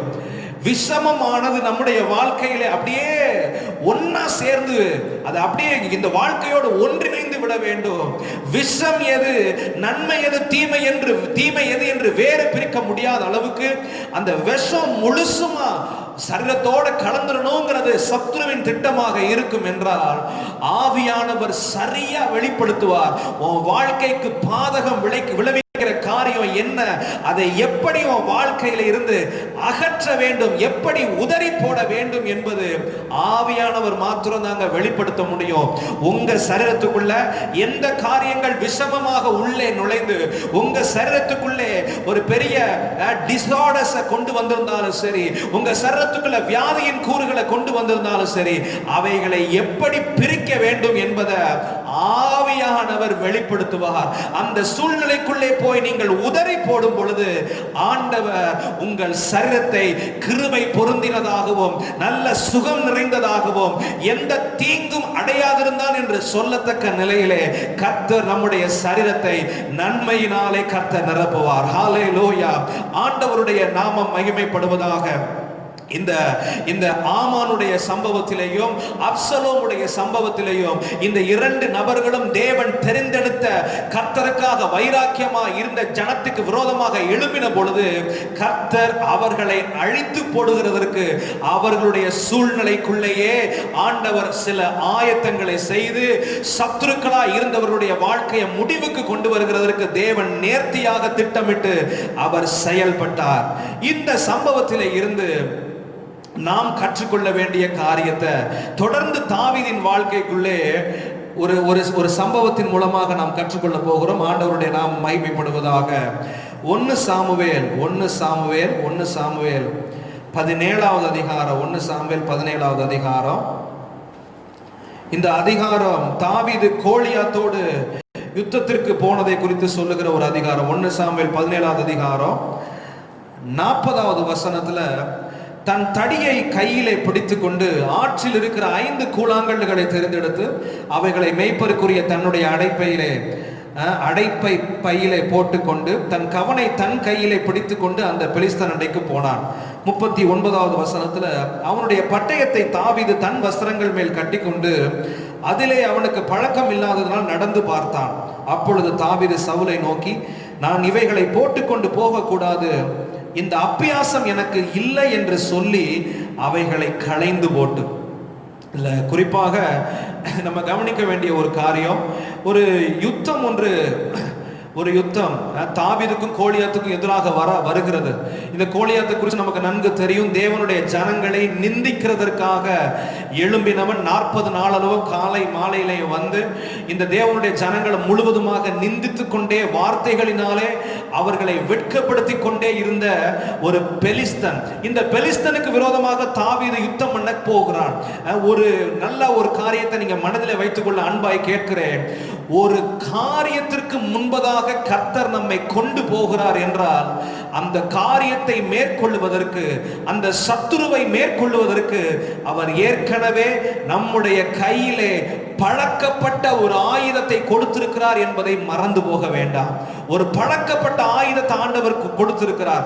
ஒரு சூழ்நிலைக்கு முன்பதாக, ஒரு தீமை செய்கிற நபருக்கு முன்பதாக கர்த்தர் உங்களை கொண்டு போகிறார்னா அந்த நபரை எப்படி சமாளிக்கணும், அந்த நபருடைய வாழ்க்கையிலே இருந்து செயல்படுகிற கிரியைகள் உங்களை பாதிக்காத வண்ணம் அந்த நபரை மேற்கொள்வது எப்படி என்கிற பழக்கப்பட்ட ஆயுதத்தை உங்கள் கையிலே ஆண்டவர் கொடுத்திருக்கிறார்.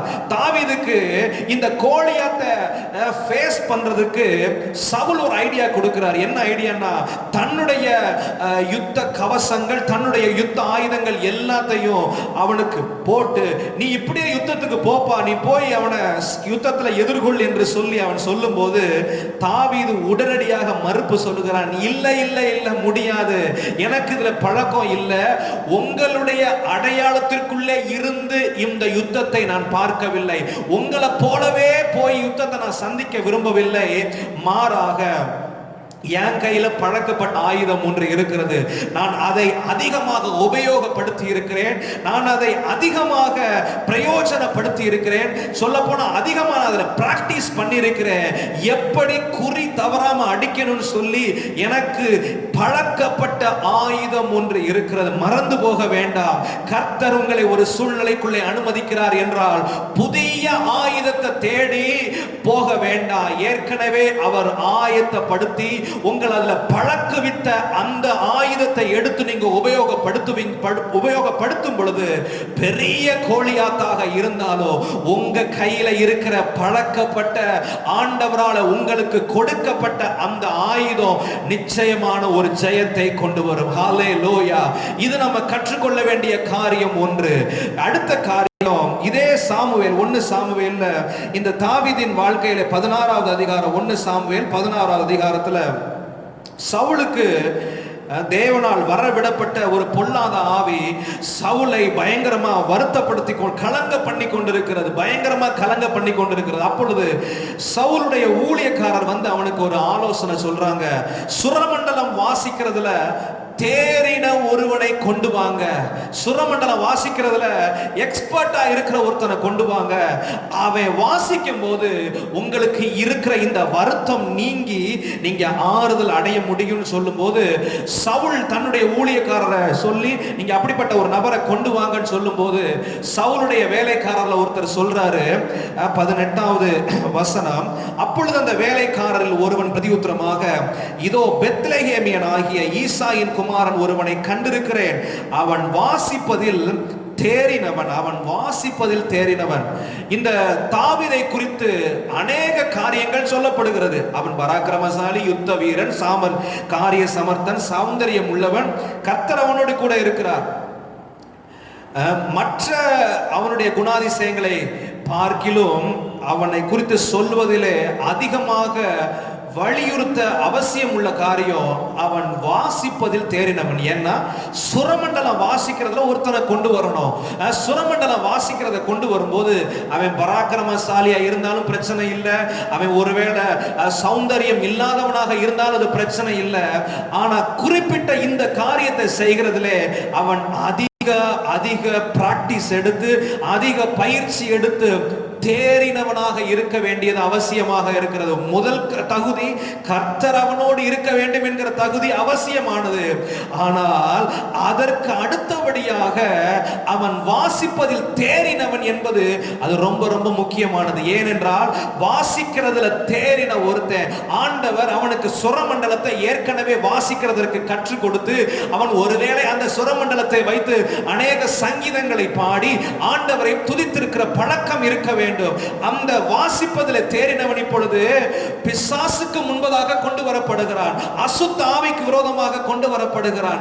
இந்த நேரத்தில் தாவீது புதிய ஆயுதத்தை தேடி போகல, ஏற்கனவே வாசித்து கர்த்தரை துதித்து பழக்கப்பட்ட அந்த சுரமண்டலத்தை எடுத்து கொண்டு வந்து வாசிக்கும் போது சவுலுக்குள்ள இருக்கிற அசுத்தாவி அவனை விட்டு வெளியேறி போகிறது. ஹல்லேலூயா. இன்றைக்கு கர்த்தர் ஒரு காரியத்தை நமக்கு உணர்த்த விரும்புகிறார். நீங்கள் நீங்கள் எந்த விஷயத்திலே தேறினவர்களாய் இருக்கிறீர்கள்? நீங்கள் தேறி இருக்கிற காரியம் எந்த காரியம்? நீங்க தேறி இருக்கிற பழக்கப்பட்டிருக்கிற அந்த காரியத்தை வைத்து ஆண்டவர் சொல்றாரு, உங்க வாழ்க்கைக்கு விரோதமாக போராடுகிற சத்துருக்களின் கிரியை, உங்க சரீரத்தை கவ்வி கொண்டிருக்கிற அந்த அசுத்த வல்லமை, அவைகளை உங்கள் வாழ்க்கையில இருந்து அகன்று போக செய்கிறதற்கு நீங்க பழக்கப்பட்டிருக்கிற ஜெபம், நீங்க பழக்கப்பட்டிருக்கிற வேத வாசிப்பு, நீங்கள் பழக்கம் கொண்டிருக்கிற அந்த வேத தியானம், ஆண்டவர் சொல்லுகிறார், இதுதான் உன் கையிலே நான் கொடுத்திருக்கிற ஆயுதம். இதை தொடர்ந்து நீ செய்ய செய்ய செய்ய செய்ய செய்ய இந்த பழக்கம் உன் வாழ்க்கையில பெருக பெருக ஆண்டவர் நம்மை குறித்து சொல்ல வேண்டும், அவன் தேறினவன், ஜெபிப்பதிலே அவன் தேறினவன், கர்த்தரை துதிப்பதிலே அவன் தேறினவன், கர்த்தரை ஆராதிப்பதிலே அவன் தேறினவன், கர்த்தருடைய வசனங்களை கைக்கொள்ளுவதிலே அவன் தேறினவன் என்று சொல்லி நம்மையும் குறித்து ஆண்டவர் சொல்லுவார் என்றால், நாமும் எந்த விதமான தீமையான சூழ்நிலைக்கு விரோதமாக கர்த்தர் ஒருவேளை நம்மை அனுமதிப்பார் என்றால், அந்த சூழ்நிலைக்குள்ளே கடந்து போகும்போது தாவீதின் தைரியத்தோடு, தாவீதோடு இருந்தவர் என்னோடும் இருக்கிறார், தாவீதை பழக்கப்படுத்தினவர் என்னோடும் இருக்கிறார் என்று சொல்லி அந்த சூழ்நிலைக்குள்ளே போகும்போது, பெரிய கோலியாத்தாக இருந்தாலும் சரி, அல்லது கலங்க பண்ணி கொண்டிருக்கிற அசுத்த வல்லமையாக இருந்தாலும் சரி, அவைகள் எல்லாவற்றின் மேலையும் கர்த்தர் நமக்கு ஜெயத்தை கொண்டு வந்து அந்த அசுத்த வல்லமைகள் போராடுகிற போராட்டத்தின் கிரியைகள் எல்லாவற்றையும் முடிவுக்கு கொண்டு வர கர்த்தர் உங்களை உபயோகப்படுத்துவார். நீங்களும் ஒரு தீங்கையும் நீங்கள் பார்க்க மாட்டீர்கள். அதே நேரத்தில் சத்துருவின் கிரியைகளை முடிவுக்கு கொண்டு வர ஆண்டவர் ஆயத்தம் பண்ணினவைகளை உபயோகித்த மேன்மையும் உங்களுக்கு கிடைக்கும். ஆண்டவருடைய நாமம் மகிமைப்படுவதாக. இந்த தேறின காரியத்தை குறித்து சொல்லி ஒரு வசனத்தை நான் உங்களுக்கு காண்பித்து நான் முடிக்க விரும்புகிறேன். ஆண்டவர் கிருபை தருவாராக. எஸ்ராவின் புஸ்தகம் 7வது அதிகாரம், எஸ்ராவின் புஸ்தகம் 7வது அதிகாரம், எஸ்ராவின் புஸ்தகம் 7வது அதிகாரம்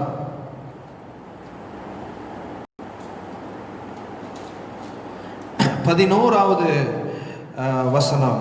கர்த்தருடைய கற்பனைகளின் வார்த்தைகளிலும் அவர் இஸ்ரவேலுக்கு கொடுத்த கட்டளைகளிலேயும் படித்து தேறின வேத பாரகனாகிய எஸ்ரா. படித்து தேறினவன். இந்த எஸ்ராவை குறித்து சொல்லணும் அப்படின்னா, தாவீது சுரமண்டலத்தை வாசிப்பதில் தேறினவன், இவன் படித்து தேறினவன். ஆண்டவர் தனக்கு கொடுத்த கட்டளைகள் எல்லாத்தையும் படித்து தேறினவன். படித்து தேறினவனுடைய அடையாளம் என்ன? நீங்கள் வேதத்தை வாசித்து தேறினவர்களா, நீங்கள் வேதத்தின்படி நடக்கிறதுல தேறினவர்களா என்பதற்கு அடையாளமாக அதற்கு முந்தின வசனத்தை காண்பிக்கிறேன். 10வது வசனம். கர்த்தருடைய வேதத்தை ஆராயவும் அதின்படி செய்யவும், வேதத்தை ஆராயவும் அதின்படி செய்யவும் எஸ்ரா தன் இருதயத்தை பக்குவப்படுத்தி இருந்தார். படித்து தேறின வேத பாரகன், நல்லா வேதத்தை வாசிச்சு வாசித்து வாசிச்சு, இந்த எஸ்ராவுக்கு நல்லா தெரியும் வேதத்தை எப்படி ஆராய்ச்சி செய்யணும், எப்படி உபதேசிக்கணும், குறிப்பாக கற்றுக்கொண்ட வேதத்தை எப்படி வாழ்க்கையில பிராக்டிக்கலா அப்ளை பண்ணணும், எப்படி நடைமுறை வாழ்க்கையில அதை சாத்தியப்படுத்த வேண்டும் என்பதை நன்கு அறிந்தவன். நீங்க வாசிக்கிறதுல தேறினவரா, வேதத்தை வாசிக்கிறதுல தேறினவரா, நீங்க ஜெபிக்கிறதுல தேறினவர் என்றால், இந்த ஜெபத்தை வச்சு என் குடும்பத்திற்குள்ள அசாத்தியமான கிரியைகளை எப்படி செய்யணுங்கிறத நீங்க அறிந்து வைத்திருக்கணும் சகோதரனே. நீங்க வேதத்தை தியானித்து தியானித்து தியானித்து தியானித்து வேதத்தின் நீங்கள் நடக்கிறதுல உங்க வாழ்க்கைகளை செவ்வைப்படுத்தி உங்க இருதயத்தை நீங்க பக்குவப்படுத்தி இருப்பீங்கன்னா நீங்க தேறினவர்களாக இருக்க முடியும். தேறினவர்கள் கர்த்தர் இந்த ஆராதனை நேரத்தில், மே மாதம் கடைசி நாள் நடக்கிற இந்த ஆராதனையில கர்த்தர் ஒரு அழைப்பை கொடுக்கிறார். நீ தேறினவனாக இருக்க வேண்டும் என்று சொல்லி, எந்த மனுஷனையும் நற்கிரியை செய்ய தேறினவனாக நிறுத்துவதற்காகவே கர்த்தர் வேத வசனங்களை கொடுத்திருக்கிறார். இந்த வேத வசனத்தை படிச்சு இதை பிராக்டிஸ் பண்ணி நம்ம ஜெபித்து, ஜெபத்தின் மூலமாக ஆண்டவரே நான் இன்னும் பயிற்சி எடுக்கணும், ஆண்டவரே இந்த வேதத்தை நான் இன்னும் அதிகமா பயிற்சி எடுக்கணும், இதை நான் தியானிக்கிறதுல இன்னும் நான் பயிற்சி எடுக்கணும் ஆண்டவரே. இந்த பயிற்சி உங்களை தேறினவனாக கர்த்தருக்கு முன்னாடி நிறுத்தும். தேறினவர்களுக்கு கிடைக்கிற ஒரு மேன்மையான காரியம், தீங்கு அவர்களை சேதப்படுத்தாது. குறிப்பாக சத்துருவின் கிரியைகளை, பரிசுத்த குலைச்சலை முடிவுக்கு கொண்டு வருகிறதுல தேறினவர்கள் மாத்திரமே செயல்பட முடியும். இந்த சபைக்குள்ள இருக்கிற ஒவ்வொரு விசுவாசியும், ஒவ்வொரு சிறியோர் பெரியோர் வாலிபர் அத்தனை பேரும் தேறினவர்களாக இருக்க வேண்டும். இந்த தேறின வேதபாரனாகிய எஸ்ரா செய்த காரியம், பரிசுத்த வித்து தேசத்தின் நடுவே கலந்து போன பொழுது இந்த எஸ்ரா 10வது அதிகாரம் 4வது வசனத்துல இவன் எழுந்து அந்த ஜனத்தை பரிசுத்தத்திற்கு கொண்டு வருகிறான். தேறின நபர்கள் பரிசுத்தத்திற்கு மற்ற நபர்களை கொண்டு வருவார்கள். இன்றைக்கு ஆண்டவர் ஒரு அழைப்பை கொடுக்கிறார். நீ வாசிப்பதில் தேறினவனா, படித்து நீ காரியங்களை நடப்பிக்கிறத தேறினவனா என்கிற ஒரு அழைப்பை கர்த்தர் கொடுக்கிறார். இந்த அழைப்பு ஒவ்வொருவருடைய வாழ்க்கையில கடந்து வரும் போதும் உங்களை தாழ்மையோடு அர்ப்பணிக்க கேட்கிறேன். ஆண்டவரே, நான் ஜெபிக்கிறதுல இன்னும் தேர வேண்டியது இருக்கிறது. உம்மை விசுவாசிக்கிறதுல இன்னும் தேர வேண்டியது இருக்கிறது. ஆண்டவரே, உமக்காக காத்திருக்கிறதுல இன்னும் நாம் தேர வேண்டியது இருக்கிறது. வசனத்தை ஆராய்ச்சி செய்கிறதுல தேர வேண்டியது இருக்கிறது. ஆண்டவரே, வசனத்தின்படி என் வாழ்க்கையை அமைத்துக் கொள்ளுகிறதிலே நான் இன்னும் தேர வேண்டியது இருக்கிறது. ஆண்டவரே, நீங்கள் தேர்ச்சி அடைய வேண்டும் என்பது கர்த்தர் உங்களுக்கு தருகிற அழைப்பு. அந்த அழைப்புக்கு நீங்கள் செவி கொடுத்து அதற்கான காரியங்களிலே நீங்கள் கவனத்தோடு முயற்சி செய்வீர்கள் என்றால் ஆண்டவர் சொல்றாரு, ஓ வாழ்க்கையிலே எரிந்து கொண்டிருக்கிற ஒரு அக்கினியை நான் கட்டளையிடுவேன். இந்த அக்கினி உன்னை அனல் கொள்ள செய்யும். அதே நேரத்தில் ஓ வாழ்க்கைக்கு விரோதமாக விரியன் பாம்பு புறப்பட்டு வரும் என்றால் அதை உதறி தீயிலே தள்ளி போட இந்த அக்கினி உனக்கு உதவி செய்யும். அருமையான சகோதரனே, சகோதரியே, இந்த வார்த்தை உங்களிலே நிறைவேற ஆண்டவர் கிருபை தருவாராக. இந்த வார்த்தை உங்கள் வாழ்க்கையிலே நிறைவேற கர்த்தர் எதிர்பார்க்கிறார். உங்க வாழ்க்கைக்குள்ளே கர்த்தருக்காக வைராக்கியத்தோடு எரிகிற ஒரு அக்கினி காணப்பட வேண்டும். அப்போஸ்தலனாகிய பவுல் தீமோத்தேயுக்கு சொல்லும்போது 2 தீமோத்தேயு 1வது அதிகாரம் 6வது வசனம், உன் வாழ்க்கையில் இருக்கிற வரங்கள் அது அனல் மூட்டி எழுப்புகிறதற்காக நீ முயற்சி பண்ணு தீமோத்தேயு. இன்றைக்கு ஆண்டவர் இந்த சபைக்கு சொல்லுகிறார், நீ வாசித்து தேறுகிறதிலே, நீ உனக்கு கொடுத்திருக்கிற கிருபையிலே தேறுகிறதிலே நீ இன்னும் முயற்சி செய்யன்னு சொல்லி கர்த்தர் ஒரு அழைப்பை கொடுக்கிறார். இந்த வார்த்தை கூப்பு கொடுத்து நம்ம எல்லாரும் ஜெபம் பண்ண போகிறோம். ஆண்டவரே, உமக்கு ஸ்தோத்திரம் ஐயா, உமக்கு ஸ்தோத்திரம், உமக்கு ஸ்தோத்திரம் ஆண்டவரே. ஹல்லேலூயா.